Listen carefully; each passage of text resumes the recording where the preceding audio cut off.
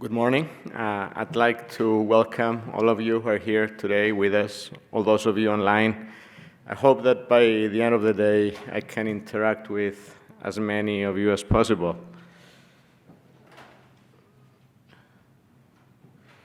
So we are the pharmacology group, and I can summarize what we do in three main areas. Let me see if I can. One, we study animal models of ALS and in search of animal models that replicate human ALS as possible, to the best extent possible. And then we use these models to screen our experimental therapies. We use these models, we leverage the animal models that we develop and our years of experience in screening drugs to enable collaborations with partners. And today I will focus on collaborations, which is the theme of today's meeting. I will not talk about animal models, other than to say that for the first time this year, we have in our capacity 4 different animal models in which to screen drugs. 2 of them will be featured in posters, which will be available later today. And also to tell you that we're continuing our pharmacology work on the copper complex and the PRMT inhibitor programs. But let me move on to collaborations. As Fernando stated previously, it's a big part of who we are. It's a big part of what we do. We don't always talk about them and we don't always advertise them, mainly because of intellectual property concerns of partners. But I made sure to ask permission from all of my industry partners today, and I'm free to speak about these 6 ones. I selected 6 different ones to give you an idea, a taste of the diversity of things that we do. They come in different shapes and forms. Some are basic research, academic. Some are dealing with testing a drug that is ready to go into IND studies. Some are funded, some seek funding. Some are national, some are international. The first collaboration I will talk about is the one that Fernando mentioned with the lab of Greg Valdez out of Brown University. We've been collaborating with Greg for over 10 years now, and we've published together in the past on the sensory changes that we see in ALS animal models. When you think of ALS, you think motor neurons, but there are in fact changes in the sensory neurons, and we were able to study those and publish on that. So the Valdez lab is studying not just ALS, but all age-related diseases with an emphasis on the neuromuscular junction and the mechanisms involved in its degeneration. Neuromuscular junction is shown on this graph, and as the name implies, it's the junction between the nerve and the muscle. We know a lot about it. We know that the signals travel from the brain to the nerve, through the nerve to the synapse, and then the nerve releases acetylcholine, which binds to postsynaptic receptors, and then it initiates voluntary movement. What we don't know a lot about is what these blue cells do, which are next to the synapse, or perisynaptic Schwann cells. And this is what our current collaboration is focused on, to study the perisynaptic Schwann cells, their function in NMG physiology, and their potential involvement in ALS. So the reason these cells have not been studied is because the tools to study them were absent. However, the Valdez lab has developed specific markers, and we can now visualize these cells and distinguish them from other cells in the region. We can now study their impact on development, stability, repair, and function of NMJs. and uncover mechanisms that they may be involved in ALS, either destructive or protective function. Our specific collaboration is a longitudinal study examining PSCs in the mutant profilin-1 mice. This is one of our newest mouse models of ALS. And this is to add to a previous study that Greg did in SOD1 mice. So in this study, we took profilin-1 mice at different stages of their disease. We extracted their NMJs, and they're now undergoing studies at Brown University. So we'll soon know more about that. The next collaboration is another academic one with the labs of Gerardo Morfini and Scott Brady at University of Illinois in Chicago. So these two fellows are some of the world experts in axonal transport. They study axonal transport not only in the context of ALS, but many other neurodegenerative diseases. And what axonal transport is the movement of cargo from the cell-body region to the terminal. This is the area that Greg was focused on. And cargo travels on microtubules, and this is a very heavily regulated process by proteins called kinases. So there's an anterograde transport from the cell body to the terminal, and retrograde transport from the terminal to the cell body. One of these kinases, P38 MAP kinase, is the focus of our collaboration. There's two different types, alpha and beta. Alpha is involved in anterograde transport, while beta is involved in both. And there's evidence that elevations in P38 MAP kinase is involved in ALS. Thus, inhibition of P38 MAP kinase might be beneficial. And that's exactly what we wanted to test. We chose two approaches to test this hypothesis, a genetic approach and a pharmacological approach. In the genetic approach, we crossed SOD1 mice with an attenuated function of P38. And in the pharmacological approach, we used a specific P38 alpha MAP kinase inhibitor called MW150.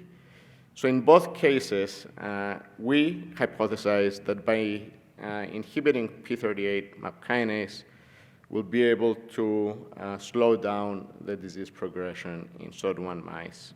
And we're currently in the data analysis part of these studies, and we should be able to publish in the near future. The next collaboration is a little bit different. It's with a technology company called Lawrence Sciences, which is based in New York. So it's very difficult to get therapeutics into the CNS. That's where in ALS, our target is within the CNS, but it's hard for drugs we develop to cross the blood-brain barrier. This is a barrier between the vasculature and the CNS. It's there for a reason, because you don't want toxins to get into the brain. But if your target organ is the brain, we kind of have to do that. And Lawrence Sciences is developing technology that enables us to do that, that enables the drug delivery of not only small molecules, but also nucleic acids, antibodies, and biologics into the CNS. Together, we hope to raise money to test the delivery of glial cell-derived neurotrophic factor, GDNF, into the CNS of SOD1 mice and profilin mice using their vSmart platform. So GDNF has been known to rescue degenerating neurons in vitro. However, because exactly of its inability to cross the blood-brain barrier, its full potential for in vivo efficacy has not been achieved. We hope to test that using the V-Smart GDNF complex, and which we hope that it will result in therapeutic efficacy in the 2 animal models of ALS we'll be testing it in.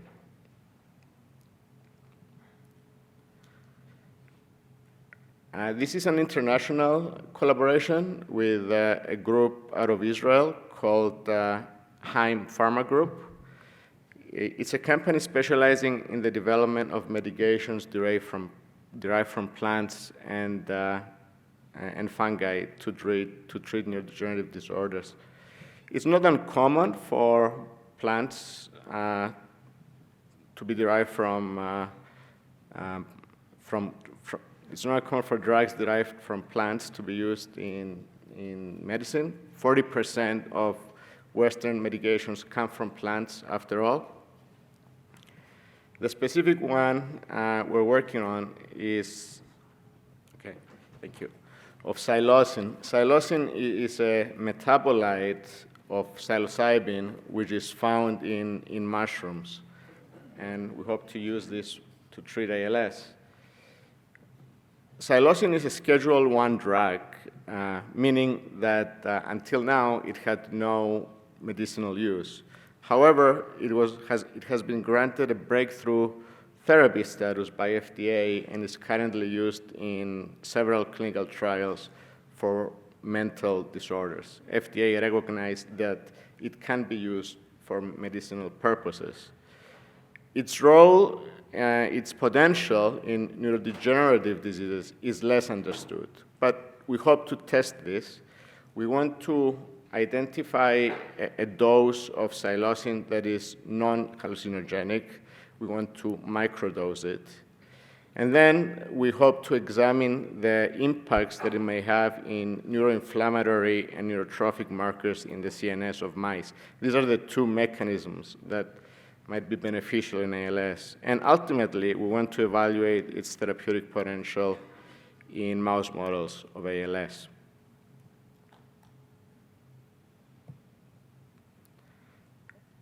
The collaboration with Progen X is one of our newest collaborations. Progen X is a pharmaceutical company that spun out of a collaboration between Project ALS, which is an ALS nonprofit research institute like ourselves, and Columbia University. Their mission is to make Prosetin, their lead candidate, available for people with ALS. So Prosetin is a MAP4 kinase inhibitor, which are key regulators of ER stress, neurodegeneration in ALS.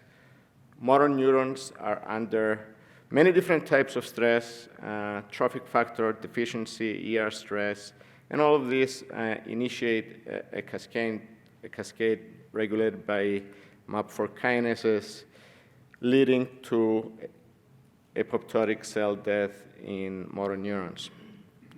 So the hypothesis is that Prosetin, which is an inhibitor of MAP4 kinases, will rescue motor neurons or prevent their degeneration. And Prosetin has already demonstrated favorable safety and pharmacokinetic profile in phase 1 clinical trial in humans. It has also shown efficacy in cellular and animal models of ALS. So they asked us to independently assess Prosetin's efficacy in the SOD1 animal model, and we're doing exactly that. And this will pave the way for a phase 2 trial in ALS. Finally, the last collaboration I'll talk about is one of our longest with Equanizo Therapeutics. I believe some of the Equanizo folks are here. It's a local biotech company that develops HDAC6 inhibitors as disease-modifying therapies for ALS. If you remember back to the Gerardo Morfini and Scott Brady collaboration, they were working on axonal transport or microtubules. Well, HDAC6s make microtubules unstable. And we hope that with the use of Equanizo's HDAC6 inhibitors, will be able to make the microtubules more stable and enable healthy axonal transport. We have performed several pharmacodynamic and efficacy studies in the SOD1 G93A mouse using Iconiso's compounds, and these studies have helped the company to provide in vivo proof of concept of efficacy of their compounds, and then select their development candidate, which is now advancing in IND-enabling studies.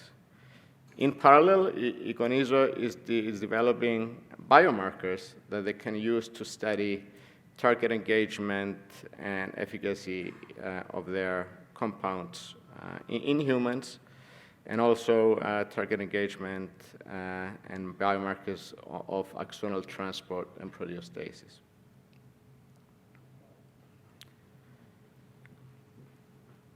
I put this slide here to demonstrate something that you already know, that ALS is complex. There's many genes involved, there's many types of ALS, there's many mechanisms that have been hypothesized to be responsible.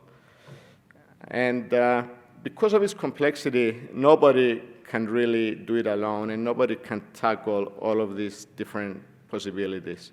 It's only through collaborations that we'll be able to test all of those mechanisms. And we're trying to do exactly that. It's our responsibility to test as many of those mechanisms as possible. We at the Institute develop covert complexes, which I briefly mentioned, which might have a benefit in reducing SOD1 aggregates or improving mitochondrial function. Our PRMT inhibitors might play a function in reducing the aberrant proteins produced by C9orf ALS.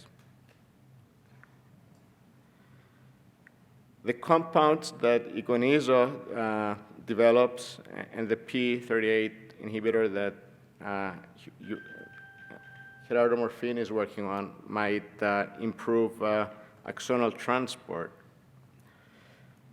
Or the technology that Lawrence Sciences is developing might enable us to provide neurotrophic factors to neurons, enable them to survive. Psilocin might reduce the inflammatory insult on neurons and make them live longer. And finally, Progenex might be able to stop the deadly cascade by MAP4 kinases, rescuing neurons.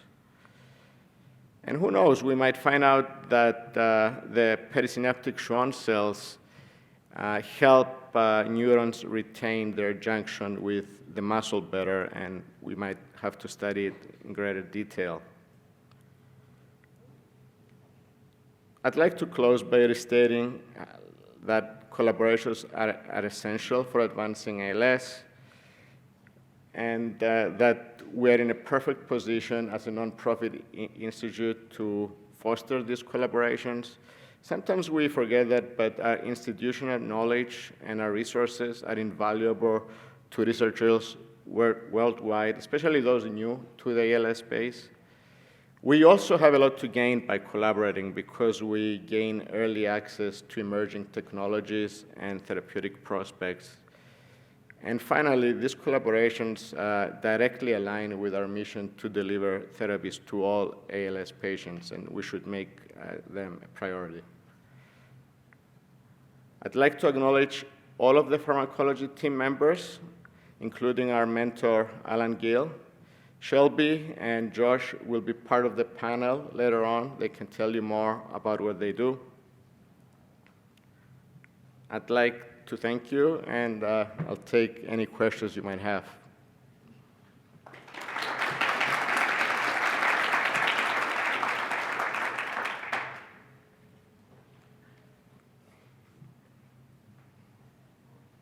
Running a little over time here, so we'll just do one really quick. What's the target for the magic mushroom?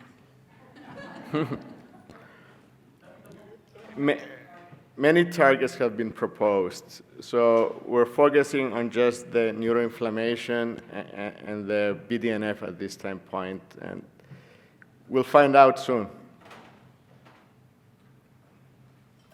Thanks, Theo. Thank you.